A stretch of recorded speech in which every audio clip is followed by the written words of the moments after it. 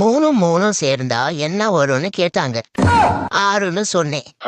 சரி 6 சேர்ந்தா என்ன வரும்னு கேட்டாங்க. வெள்ளம் வரும்னு சொன்னேன். அதுக்கு போய் வெளியே நிக்க வச்சுட்டாங்க இந்த மிஸ். கடவுள் நல்லவங்களை தான் சோதிப்பாரு.